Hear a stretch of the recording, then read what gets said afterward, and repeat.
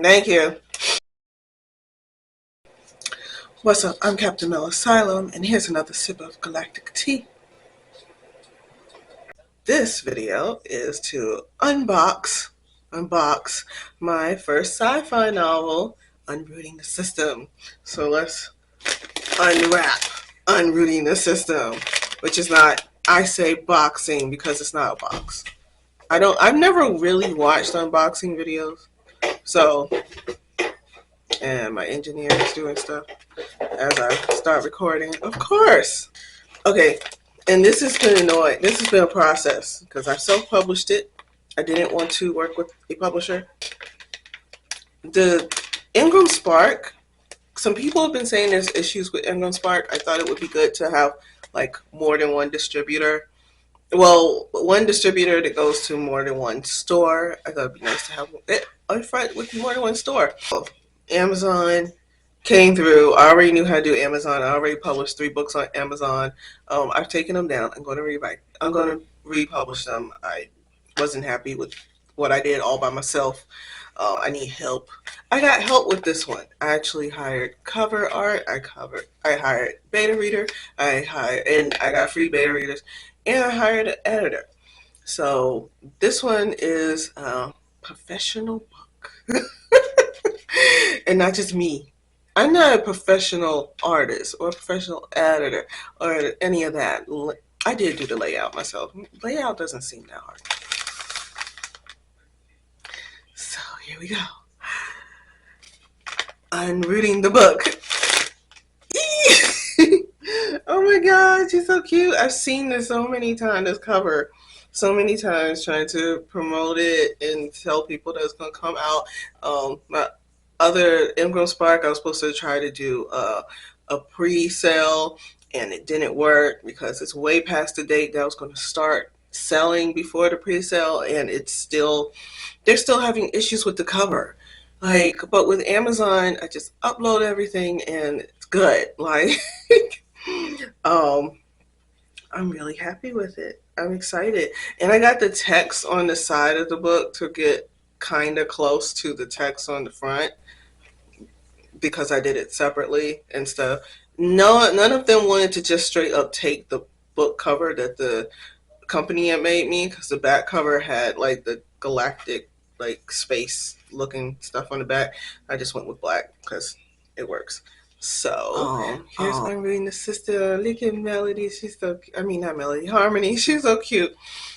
Hey, it's here. Don't mind my nails. I was supposed to I'm all over the place today. Yes. But I'm excited. I'm happy. I was going to frame this, but it's too big to go in. I need an actual shadow box. This book is a mystery adventure type story with romance and drama and contemplate. Like, it's very much my whole root of it was a coming of age kind of thing, but she's doing it while going on an adventure. And I actually used the chakra system as a guide for all of the chapters. So she develops different parts of herself through, the chakra system, starting from the root and then moving on up to, the connecting to the universe. And and using plant aliens is a metaphor for all that. Before I even started on this book, I was contemplating a lot about Black representation. And in sci-fi, you still get a bit of racism, but it's not uncommon to see original Black characters in science fiction. It's a fantasy that's having like all the fights online and and getting all the attention. Sci-fi barely gets any attention unless it's like Marvel or something. But I love science fiction, and I love the idea of speculating different aspects of humanity through science. And one of those things for me, especially in this book, is like, why don't we erase the racial aspects of things? Because if I had did this and made her a Black girl in the South and then moved away and started traveling other places, then you already have a connotation of what's going on. But with an alien on an alien planet who's traveling to other planets, there's the con, especially when I build the world to somewhat represent ideas and not places. I think it takes that out. I would hope it takes that out. And under no circumstances do I think Black stories shouldn't be told. I think everybody's story should be told. Um, but I wanted the idea to be universal. I don't want someone to see the color or the ethnicity or the birthplace of my character and make assumptions. It's really hard to make assumptions when it comes to alien culture because we don't know what in the world we're getting. We don't know aliens. We don't have assumptions. Some people do have assumptions. A lot of people will be like, oh, they're going to come kill us and take us over and enslave us. But that happens a lot in the older sci-fis, especially when it was white male dominated. But this is not. This, I would hope, would be with does not come with connotations, does not come with an assumption of what she's going to be before you get to her, other than, I guess, female, for lack of a better term. But yeah. And she questions. I'm more excited about this book than I was Theory of Rebellion. I was scared about Theory of Rebellion because I didn't think my voice should be heard. And I've been working on that for a while. Publishing Theory of Rebellion, promoting Theory of Rebellion, even taking down Theory of Rebellion was me going through the process of learning that my voice is worthy of being heard just like everybody else's. Like, why would I think everyone else should be heard and not me for some reason? So then going through this book, and as I was doing that, I was writing this book too, because she's trying to find her voice and think that what questions she have are relevant, which is really funny because I've been watching a series on YouTube where an ex-pastor does a Bible study from a not religious perspective, like just it's historical storytelling and not, you know, how people see it in the world outside of historical storytelling, like a more anthropological explanation.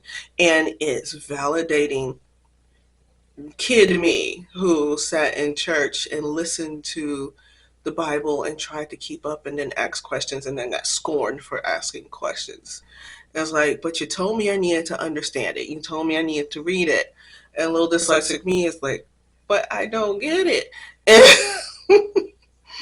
there was, um, when I hear it from an anthropological stance, it's so validating because it's actually asking those questions. And I think half the reason why I had those questions is because I came with connotations.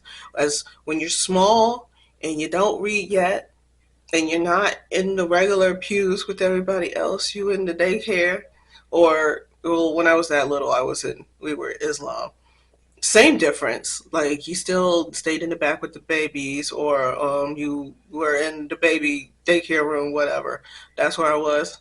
And then when I got out of that and got older and could sit still and listen and stuff, especially as a preteen, and didn't want to go to Sunday school with the other teenagers. Eventually, I got out of that by teaching Sunday school to the even smaller kids. So I still was with the babies.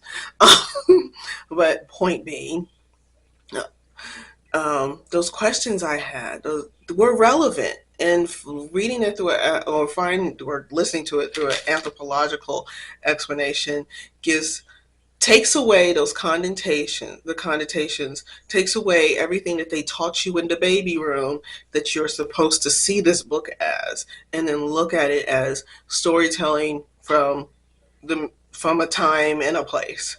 And then those questions I had make sense and they're answered. Versus, oh, you just need to have faith. I'm like, what's that got to do with so and so doing so and so to so and so? Like, I'm trying to understand. They're like, no, just have faith. Like, how's that any different from what people think witchcraft is? Like, but I'm going to conclude this because I don't like editing long videos, and I'm not doing it until I start getting paid for these videos. So when I start getting paid for the videos and don't have to sit at work for hours on end, I can do all that. But until then, I have my book available on Amazon. There will be a link below. And also, if you like hearing me talk about anthropology, philosophy, science fiction, I'm on the Voices in Hyperspace. It's not necessarily for anything other than science fiction. The fact is, science fiction has to do with all those other things. But I still want to say that science fiction is basically all the genres, but in costume. And yeah, because like you can have a favorite type of science fiction. And that's gonna lead me into the next video that I'm gonna write. I don't write these videos. I just talk. When I used to try to write the videos, it made it harder. So, live long and prosper. Be safe. I love you. Bye.